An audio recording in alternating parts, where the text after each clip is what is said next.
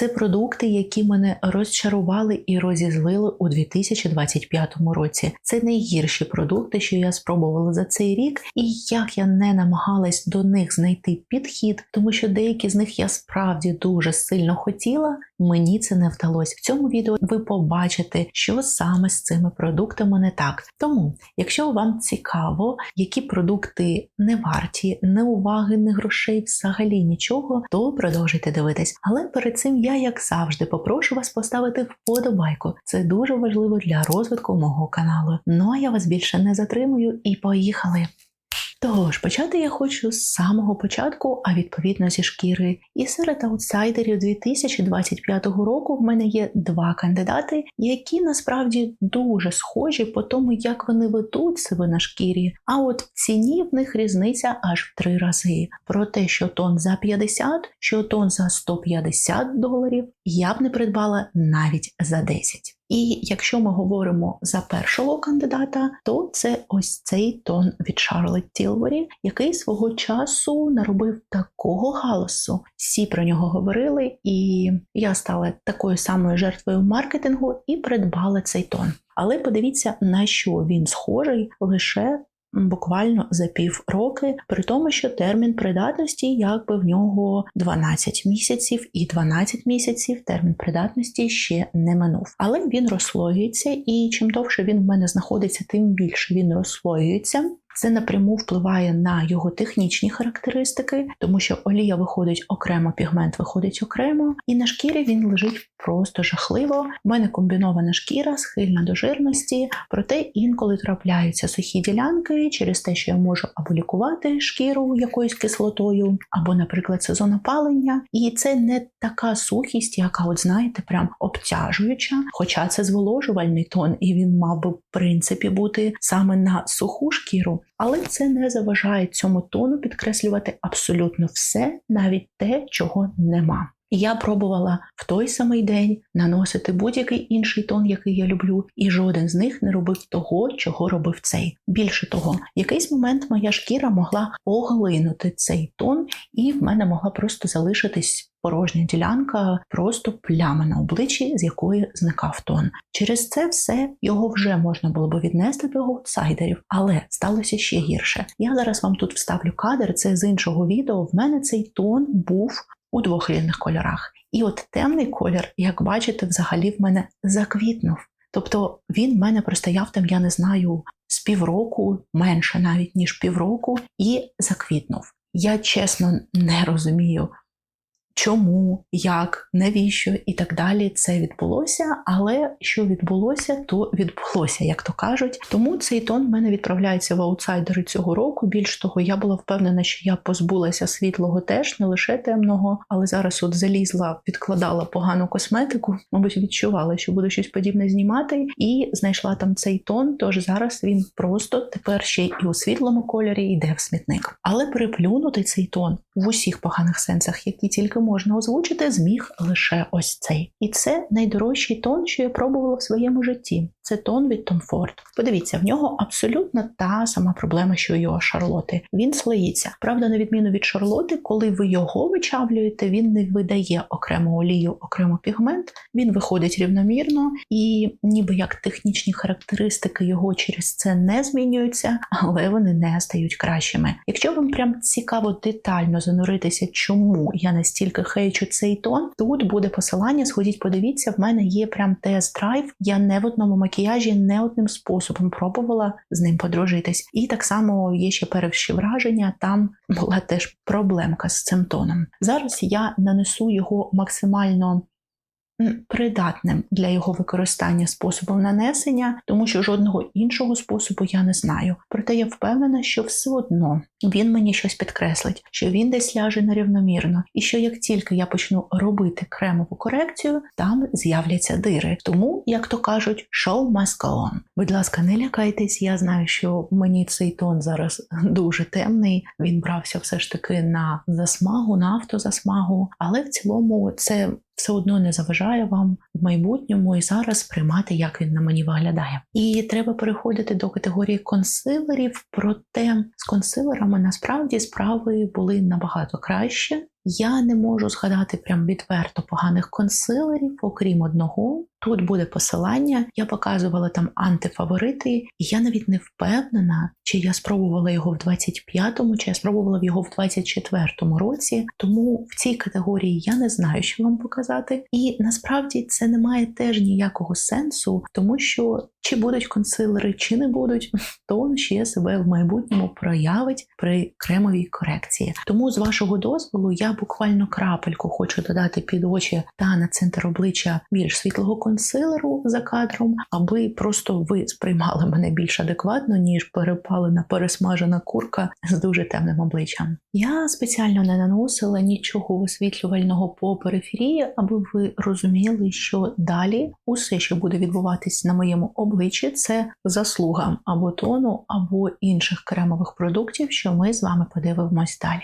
І якщо ми з вами будемо говорити за категорію скульптурування обличчя, за бронзери, то явним аутсайдером 25-го року для мене став всім відомий бронзер Gucci. Я, як і більшість дівчат, його дуже сильно хотіла, проте він виявився жахливим. У вас вже було тут посилання на консилер, і от в тому відео з консилером я показувала і той бронзер. В цьому ж я хочу зупинитися на іншому бронзері, і це ось такий вже кремовий бронзер від Анастасії Беверлі Хіллз. Сам бронзер по собі непоганий, упаковка непогана, тобто ніби все окей, але це дуже максимально теплий бронзер, і він прям, незалежно від того, який колір ви візьмете, він підійде дуже маленькій кількості людей, тому що він прям дуже теплий. Зараз він ляже непогано через те, що, як ви бачите, я зараз така прям курочка-гріль. Але в моменти, коли я була набагато світліша, навіть на мені з теплинкою він міг інколи ставатися занадто рудим. І от саме через те, що всі бронзери цієї серії йдуть в такий рудий підтон, я вважаю їх максимально невдалими, адже вони не універсальні.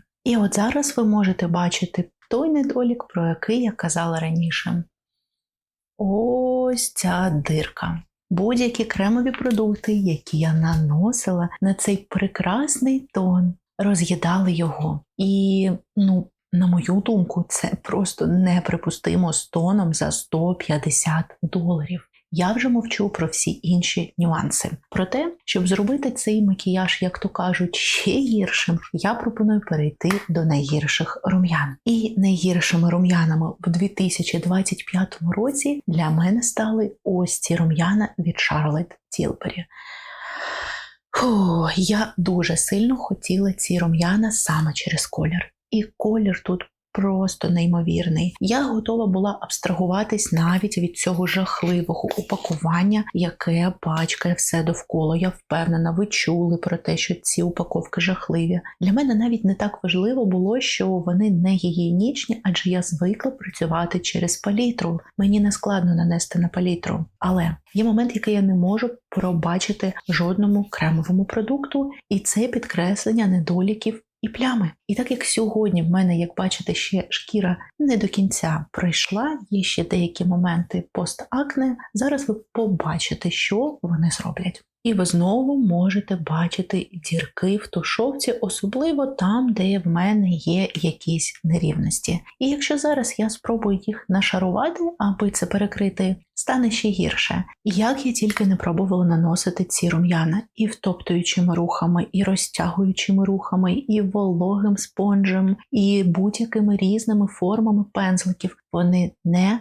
працюють. Якщо у вас ідеальна шкіра, окей, можливо, це спрацює. Якщо у вас є хоч одна дрібнесенька нерівність на вашому рельєфі, а вона є майже в кожної людини, там буде дирка. І я повторюсь, я мовчу про упаковку, я мовчу про те, що все в цих рум'янах, я мовчу про те, що продукту віддається неадекватна кількість, а це овер-розхід продукту. Я мовчу про все це, тому що продукт не виконує навіть технічні свої характеристики. Тому роздивлятись навіть всі інші недоліки, ніби немає сенсу, якщо сам продукт навіть по собі поганий. І підсилити красу цього макіяжу я хочу пудрою. Тому я звертаюсь до аутсайдера цього року. Ось ця пудра від Dolce Gabbana. Мені дуже подобається естетика їх упакувань. Якщо вам не подобаються ляпки, вам це не сподобається. Для мене це окей. Мені подобається, як вона виглядає ось так всередині, але... Стільки але в цієї пудри, що я навіть не знаю, з чого почати. Я, чесно вам скажу, клюнула на маркетинг, тому що цю пудру мені обіцяли як Shine Control. Я маю жирну Т-зону. І тому продукт, який обіцяє мені стримувати якесь моє шкіряне сяйво, для мене є просто чудовим, і я на це ведусь. І ця пудра не була виключенням. Проте, замість того, щоб стримувати мій себум, вона додає мені додаткового сяяння. Дуже цікаво. Я взагалі не розумію, як пудра, яка має стримувати себум, дає сяйво, але то таке. До того ж, вона підкреслює усі пори. Я людина, яка не страждає яскраво вираженими порами. Так, вони є в мене на обличчі, але не так, щоб критично видимі. З цією пудрою вони гіпервидимі. Далі, в мене не те, щоб дуже сильні були носогубні заломи, але доволі сильно видно заломи в зоні під очима. І що ви думаєте, вона робить з цими заломами? Правильно, гіпертрофовано їх підкреслює. І навіть це ще не все. Тому що вона абсолютненько не фіксує ніяк мій макіяж. Він все ще залишається доволі таким живим, скажімо так, він рухається. Навіть одразу, як тільки я закріпила. І до цього всього вона ще й перетворюється після першого ж користування на розсадник бактерій, тому що тон чомусь заліпає в цій пудрі, а по-іншому ви її ніяк не наберете, бо вона пресована, а не розсипна. І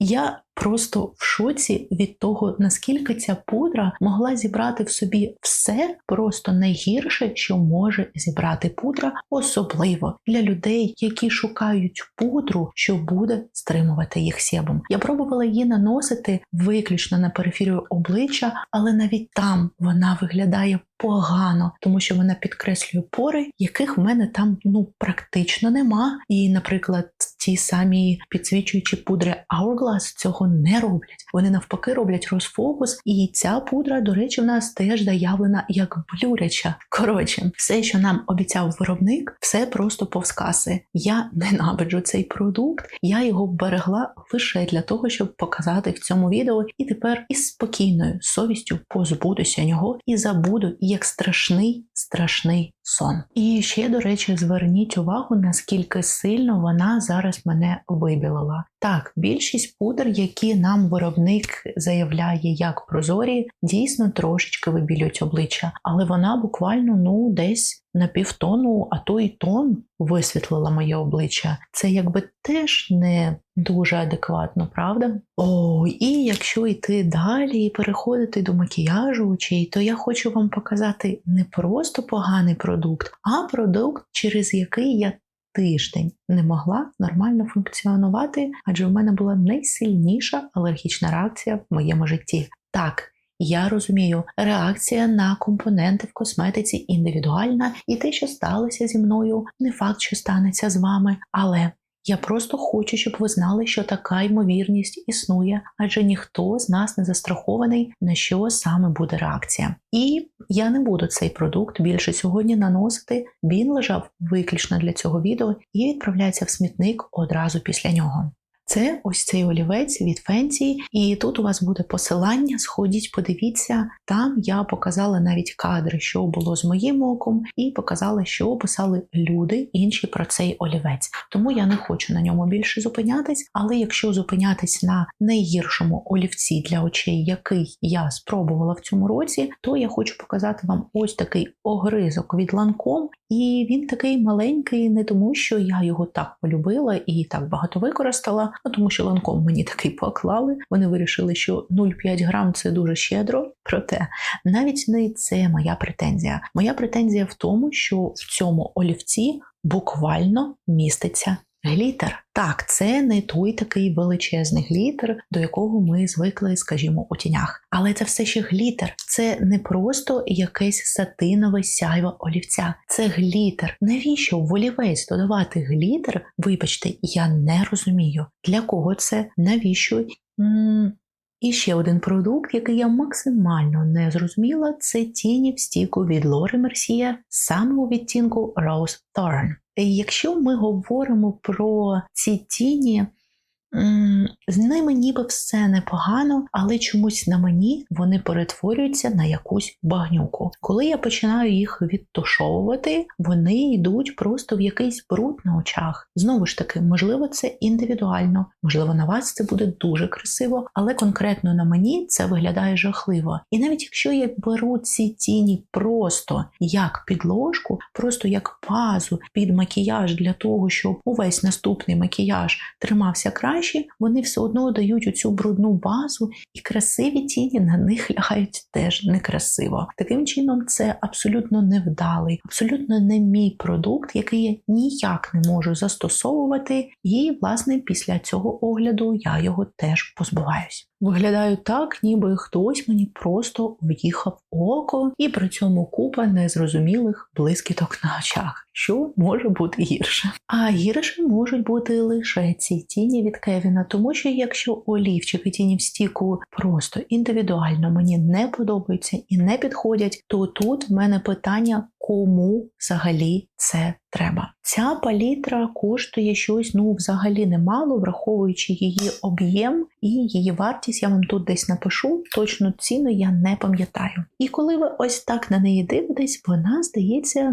такою комерційно вдалою, правда? Якісь такі звичайні, зрозумілі сатіни, красива коричнева гама. Це те, що любить більшість жінок, і перед чим не могла встояти і я, тому що мати ось таку маленьку палітру, яка закриває усі базові потреби, це дуже круто і для себе, і на виїзд у роботі. Що ж з нею не так? А з нею не так буквально усе. Починаючи тим, що ось цей чорний, він не чорний, не обманюйтесь. Максимум, що ви зможете з нього вичавити, це сірий. Насправді це проблема в багатьох тінях. І ладно, спробуємо цей момент опустити. В нас же залишається ще цілих 5 кольорів. Але якщо бути чесними, в нас тут залишилось лише 2 кольори. Ось цей такий золотий і ще один коричневий. Тому що всі інші коричневі, які ви бачите, на ваших очах перетворюються в один. Між ними абсолютно не існує ніякої різниці. Ці кольори не працюють між собою, вони не красиво втушовуються в один в інший, вони просто створюють один якийсь суцільний колір у вас на очах. Можна було б сказати, що тут є красиві комерційні сатіни, але навіть тут промах, тому що ці сатіни – це сатіни навіть не 2016 року, якщо бути чесною. Я не знаю, з якого століття вони взяли ці сатіни, тому що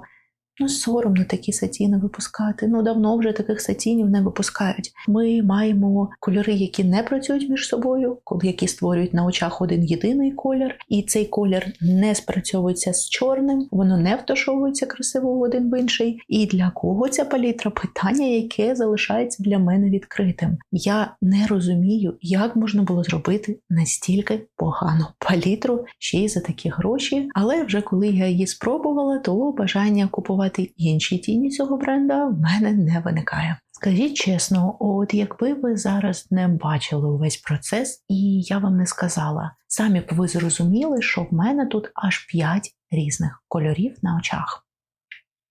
Я думаю, навряд чи. Це абсолютний аутсайдер цього року. І якби ви мене запитали, яка найгірша туш в цьому світі, я б не думаючи вам відповіла Charlotte Tilbury Pillow Talk. Я знаю, що в цій туші дуже багато фанів, але в мене є огляд на сторінці на косметику Charlotte, і я там показувала вам цю туш. Проте в мене немає зараз у наявності, і я її, до речі, пробувала ще раніше, тому я вам покажу з того, що в мене є, і не набагато краще за своїм ефектом це ось ця туш від Dior. Це Dior Show.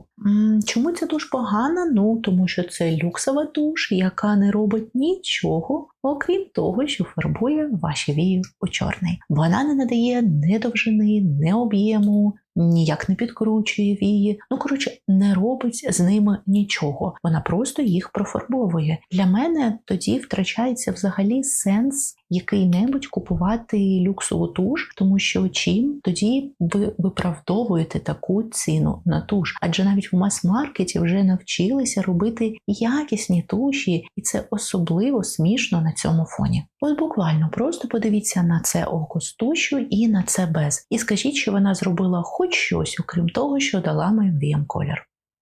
І я пропоную перейти до категорії брів. Насправді, я можу багато продуктів критикувати і казати, що вони погані, тому що з бровами в мене така сама історія, як і з віями. Як бачите, вони не те, щоб дуже густі, і не те, щоб дуже виразні. І насправді одиниці продуктів на мені працюють, тому коли я знаходжу діамантики, я, знаєте, не спокушаюсь на можливі діамантики. Проте час від часу мені все одно хочеться щось спробувати, і в цьому році це став ось такий продукт від Кевіна. Це 2 в 1. В нас тут і гель, і маркер. Я неодноразово казала, що я маркери в принципі не люблю, але цей маркер... Коли я купувала відтінок теплий брюнет, я й подумати не могла, що теплий брюнет може йти у червоний. Тож давайте зараз проекспериментуємо і подивимось, чи вилізе червоний сьогодні. Якщо раптом не вилізе, я постараюся знайти кадри і вставити вам, де вони в мене реально червоні. І так само в мене є ремарка по цьому гелю, тому що гель в цьому наборі, він сам по собі то непоганий. Він насправді фіксує навіть моє неслухняне волосся. Не прям так, знаєте, залізобетонно, але фіксує. Проте, це продукт, який продається і позиціонується як 2 в 1. І от як 2 в 1 ці 2 продукти працюють жахливо. Тому що немає значення, чи ви нанесли спочатку маркер, потім гель, чи ви спочатку нанесли гель, потім маркер. Все одно результат буде жахливий, у вас буде щось незрозуміле на бровах. Сам маркер кудись відтирається в сторону, форма руйнується, якщо ви нанесли гель після маркеру. Якщо ж ви нанесли гель до маркеру, тоді маркер по ньому не малює. І таким чином це просто замкнене коло, в якому ви не можете отримати такі брови, які, ви маєте отримати. І ще один продукт, який мене здивував в дуже поганому сенсі, це ось цей хайлайтер, який я буквально нещодавно бачила в когось з блогерів, і там вона спочатку наносила цей хайлайтер на обличчя, потім наносила тон, потім на виступаючі ділянки наносила вже інший колір. І я вам скажу, що це все абсолютно неправда. Цей хайлайтер, по суті своїй, був мною куплений саме як хайлайтер для створення glow. Подивіться на це неймовірне космічне сяйво. Але от я сподіваюся, вам навіть на відео зараз буде видно, в нього така прям жирна, масляна текстура. І за рахунок цього, якщо ви нанесете цей хайлайтер під тон, такий як своєрідну базу, то він все ще неймовірно липкий і жирний. І шанс, що у вас не розмажеться тон, ніяк не попливе, сумлінно. І так само, якщо ви нанесете цей хайлайтер на вилиці, він не зафіксується. І за умов, що ваше волосся розпущене, і воно кудись потрапить, і потім цей прекрасний хайлайтер рознесе по всьому обличчю, і у вас залишаться такі самі прекрасні полоси, роз'їдений тон і все інше під цим хайлайтером від вашого волосся. Цей шанс приблизно 100%. Я це знаю, бо я це перевіряла. На жаль, якось в реальному житті я вийшла з ним з дому і повернулась, і краще б я себе не бачила у дзеркалі. Тому я не розумію, для чого цей хайлайтер, як його використовувати. Єдиний можливий варіант його використання – це взяти цей хайлайтер і нанести на зону декольте, зафіксувавши після цього сухим хайлайтером і спреєм хорошим для фіксації. І ще один варіант – це точково нанести на виступаючі ділянки на обличчі для фото та відео. Все.